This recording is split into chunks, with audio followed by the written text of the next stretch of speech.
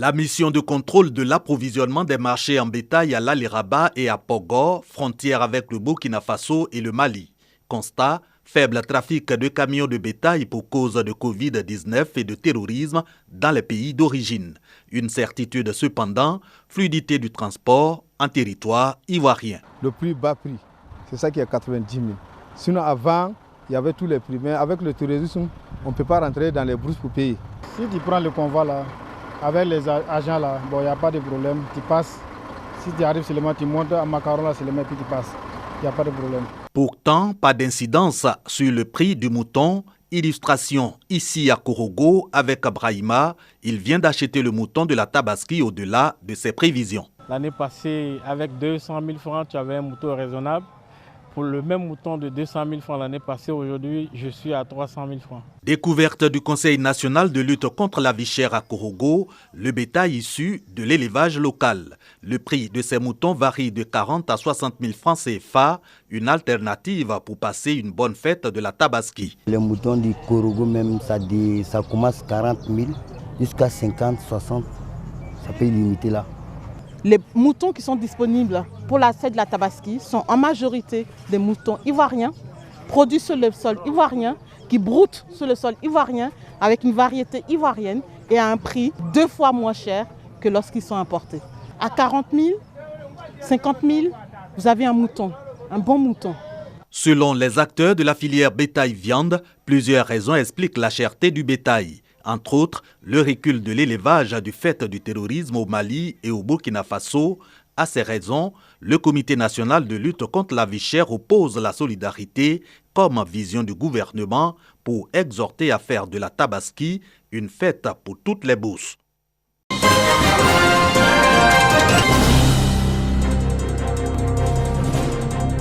Le Comité national de lutte contre la vie chère au marché de Gros de Boaké pour comprendre le fonctionnement de cette plateforme commerciale et le prix des denrées alimentaires. Sont donc visités les filières de produits vivriers, notamment l'igname et l'oignon. Présentement, l'oignon, les producteurs n'en ont pas trop encore sous la main.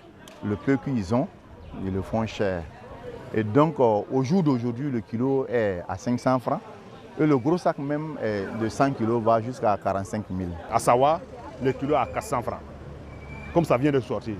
Donc je pense que dans 15 à 20 jours, ça va descendre à 300 à 250 francs le kilo. Le rôle du marché de Gros, c'est de faciliter la distribution de produits agricoles, lutter contre la vie chère, contribuer à l'autosuffisance alimentaire. C'est un écosystème. Vous avez sur le marché, vous avez les transporteurs, vous avez les transitaires, vous avez les douaniers, vous avez tout le monde, de sorte que quand les camions sortent du marché de Gros, il n'y a pas de faux frais. Cap sur le marché central de Korogo, produits manufacturés et halieutiques, étale la vivrier passé au peigne fin avec escale devant les produits maraîchers et viande. Il y a 4 à 500, il y a 5 à 500.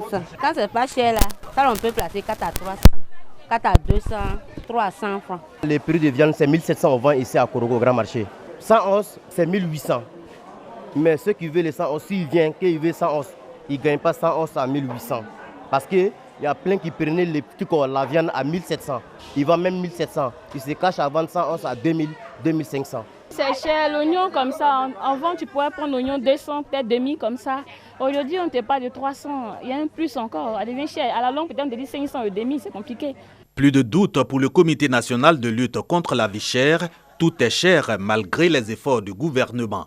Les commerçants sont donc sommés de pratiquer les prix plafonnés. Je tiens à préciser que ces prix-là, qui ont été fixés par le gouvernement, sont des prix concertés. Le ministre du Commerce et de l'Industrie, M. Souleymane Dirasouba, a reçu l'ensemble des acteurs de la chaîne de valeur. Et donc, c'est les prix qui ont été arrêtés de manière consensuelle. Alors, ces prix doivent être respectés sur le terrain. Et d'ajouter que les populations ne doivent souffrir à l'infini de la hausse des prix des produits de grande consommation. Le Comité national de lutte contre la vie chère rassure consommateurs et commerçants des efforts continus du gouvernement à la fois pour la fluidité du transport, l'approvisionnement des marchés, le dialogue avec les acteurs du commerce.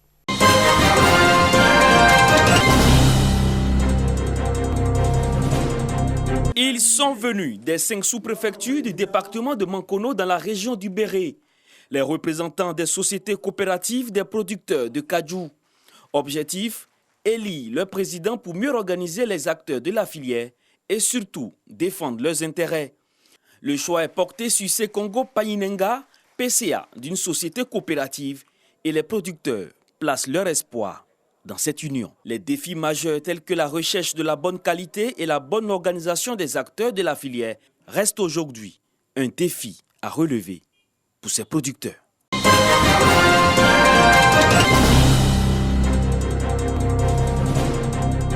Les lampions se sont éteints sur le Festival national des arts et de la culture en milieu scolaire, édition 2021, avec la récompense des lauréats.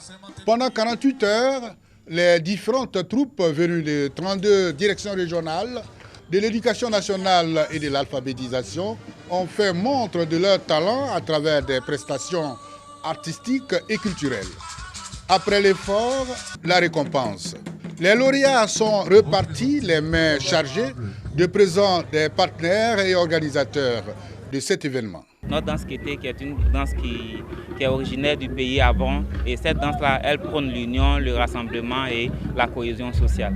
Montrer les côtés positifs qu'il y avait à connaître la cybercriminalité pour ne pas entrer dans ce genre de processus et aussi montrer les négativités de l'utilisation des armes blanches.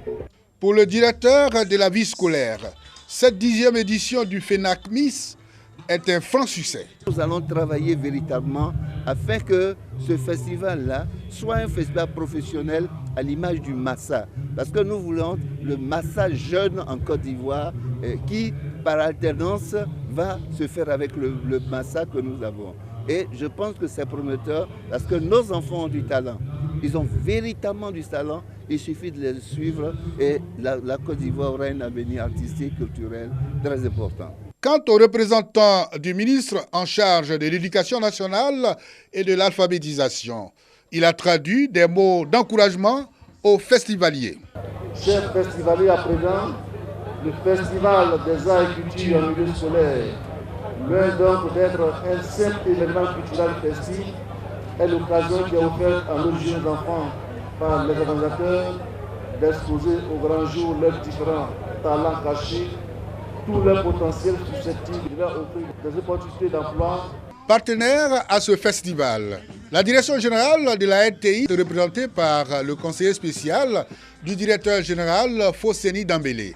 Pour Denis Mexan, la contribution de la RTI est l'expression de son engagement aux côtés du ministère de l'Éducation nationale pour une école ivoirienne performante avec des élèves et enseignants totalement épanouis. L'institution a donc offert des lots aux vainqueurs de la discipline qu'elle a parrainée, à savoir le Grand Journal. Rendez-vous est pris pour la 11e édition en 2022.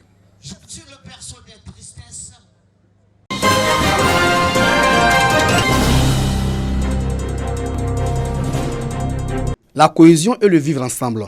Le cas de Bouaké, thème de la première édition du Gbeke Reggae Festival. Un festival qui vient valoriser et promouvoir cette musique importée de la Jamaïque.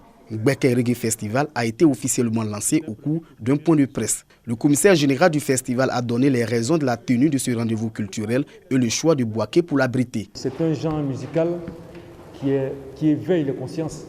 C'est un genre musical qui conscientise et qui amène l'homme à se surpasser. Reggae musique également, c'est le partage, c'est la symbiose, c'est l'unité, c'est la solidarité, c'est tout ce qui est peace and love.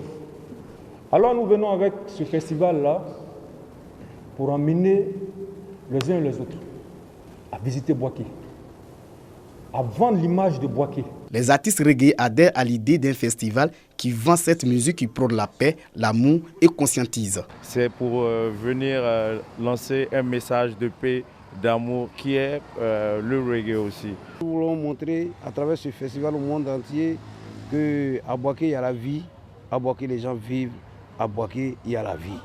Rastafari. Plusieurs activités vont meubler les 3 jours du Gbeke Reggae Festival. Des conférences sur l'origine de la musique reggae, la contribution du reggae dans la recherche de la paix, des rencontres sportives et des dons dans des orphelinats. La première édition du Gbeke Reggae Festival prendra fin par un concert regroupant des artistes locaux, nationaux et internationaux. Voilà.